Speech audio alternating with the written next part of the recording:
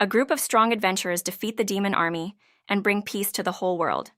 However, soon after, the leader of the party suddenly kicks out their strongest member. Abel is left dumbfounded upon being asked to leave. Roy continues to explain that since the demon lord is toast, they don't need a grand magician on the front lines anymore. There is no need for his amber eyes in a world that is at peace. Like a slap to the face with a limp fish, Abel was left in a state of shock and utter disappointment. He understood the cold logic behind Roy's decision all too well. Demons, the enemies of humanity, are the ones who possess amber eyes that shine like gold. With their absence, individuals possessing amber eyes have become marked targets, destined to face persecution. Roy tries to explain that he has prepared a mansion for him to retire to. However, Abel, consumed by a sense of betrayal from his supposed comrades, rejects his request with a dramatic departure. He starts walking away and tells them that he will never appear in front of them again.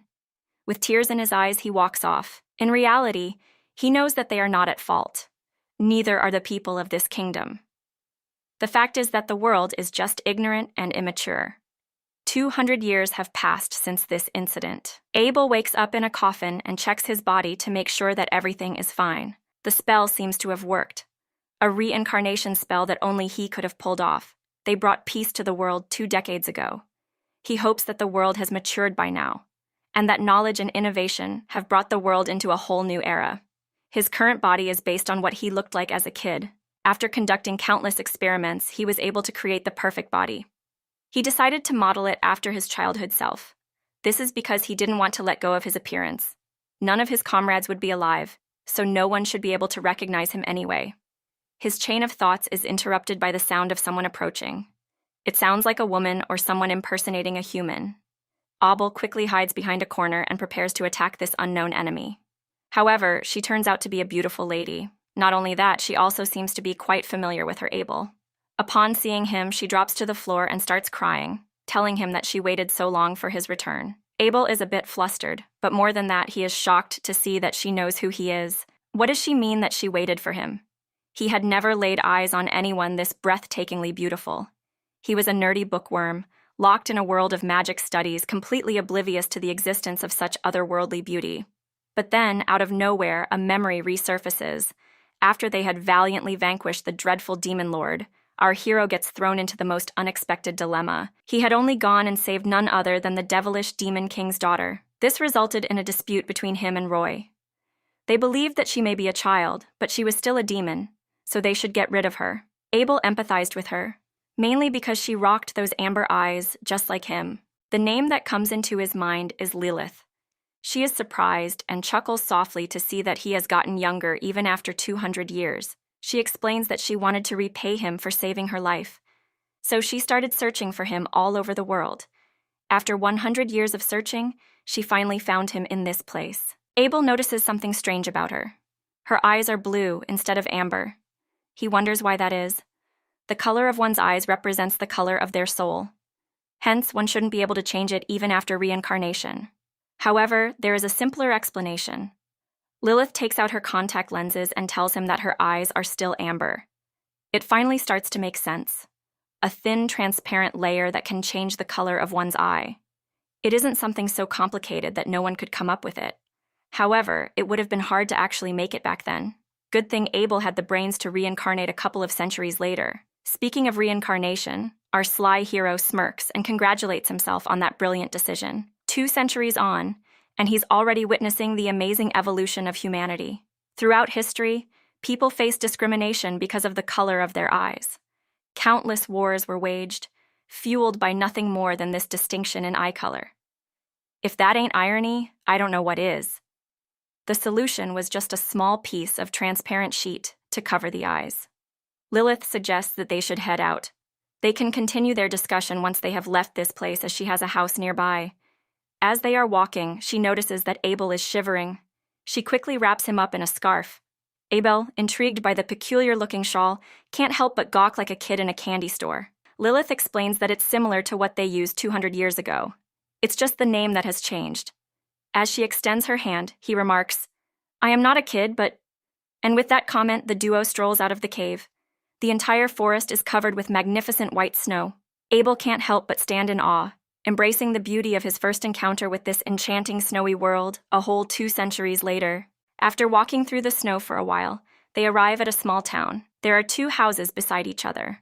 One is a ginormous mansion, fit for royalty, while the other is a humble residence. Unfortunately for Abel, it appears that their destination is the smaller house. Lilith explains that she did this because she assumed that he wouldn't want unnecessary attention, and she was right. In his current body, he is unable to even draw upon 30% of his real strength, so it would be best if he didn't draw any unwanted attention until he grew up. Upon entering, she turns on the lights. Abel is confused as he remarks, "I didn't feel Lilith using any magic." She tells him that these are called light bulbs. They are used to illuminate their surroundings. Upon closer inspection, Abel realizes that they have magic stones inside them. When the switch is turned on, the magic automatically gets produced.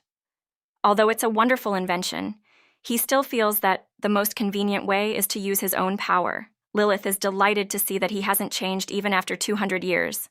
Abel remarks, "Regardless of eye color, luminescent is the most basic spell that anyone can learn." So he still wonders why anyone would feel the need to invent something like this. As soon as he sits down on the sofa, he's out like a light. He is obviously tired after going through so much. When he wakes up, he begins his research on his new world. Lilith's words start making a lot more sense. The more he finds out, it seems that the level of magicians has drastically dropped in these 200 years. All the books about magic contain information that even 10-year-olds would know. Some parts even contain the wrong syntax. 2 decades ago, books were written by hand and transcribed in many copies. So it would make sense that the quality slowly deteriorated. However, it's still too much. Due to a culture change, it seems that the world is now making the spells work automatically. This might be another reason for the regression in magic. Lilith begins to wonder why Abel chose to reincarnate in a child's body, even though it is an inconvenience for him. He explains that there are 3 peaks one experiences: your academic peak in your teens, your physical peak in your 20s, and your magical peak in your 30s. He wants to learn all about this futuristic world while experiencing it. Most importantly, he wants to start his new life as a child. When he finally comes out of the library, he finds the house empty. He sees some food on the table with a note. The note is from Lilith. She tells him that she has prepared his breakfast and lunch. She needed to head out for her job, so she left him a note. It makes sense that she would need a livelihood to sustain herself, but Abel is still left to wonder what kind of a job a demon does in a small human town. He goes back to reading after a short snack. His reading time is interrupted by the sudden arrival of a stranger. A boy suddenly enters the library. He points at Abel, commenting that he must be Lilith's younger brother. From the boy's appearance, it's obvious that he belongs to a rich family. Since he knows Lilith, he is probably from the mansion next door. And as expected of a spoiled rich kid, he instantly wants to make this commoner his junior. Annoyed by him, Abel chooses to ignore him. However, the boy doesn't give up and continues to annoy him. Having had enough, Abel decides to do something about it. Normally, he wouldn't do this since he doesn't want to scare a child. With a wicked look, he reveals his amber eyes. The boy becomes shocked. Abel becomes satisfied that it worked. After all, no one wants to associate themselves with someone who has the same eyes as a demon, eyes that represent evil. Just when Abel is about to continue talking, he notices the boy behaving strangely. Suddenly, the boy bursts out laughing, making fun of his weird-looking red eyes as it's his first time seeing them. Abel is left totally confused upon seeing this. He notices someone else coming. It is an older boy, probably the brother of this one. He calls him Ted. He lectures his younger brother about coming to Lilith's house unannounced. Ted shows his brother Abel's eyes. He refers to them as chicken eyes. I guess this is why he found them funny. The droplets of sweat on his face are clear indicators of his anxiety, as he knows for sure that amber eyes are viewed as a symbol of evil. It's obvious that he doesn't need to waste his time on Ted. The one he needs to pay attention to is the older brother named Bass Nil. Abel is instantly able to tell that he hates him. Perhaps he knows something about the amber eyes. Bass reveals that Lilith told them that her talented younger brother would be coming to stay with her. However, he makes a snide remark telling him that he expected someone a little more impressive. It seems he is not unlike his brother. Abel sweats anxiously, pondering on the fact that amber eyes used to be viewed as something evil. However, it would seem that in this era, they are viewed as something useless. Ted continues laughing. He taunts Abel for his lack of knowledge, continuously mispronouncing his name. He becomes increasingly confused as the teasing persists. Finally, Ted reveals something. He tells him that his eyes don't match any of the elements, not fire or water or wind. They don't even match the magical crafting or healing magic. It seems that in this era, Abel's eyes are considered ordinary. Bass quickly quiets his brother down out of politeness. Abel recalls his past life. People with amber eyes indeed have all the elements blocked from them. However, that's only in the initial stage. If they train hard enough and break through that barrier, they become able to control all elements. Soon, that person even learns to perform high-tier magic in all of them.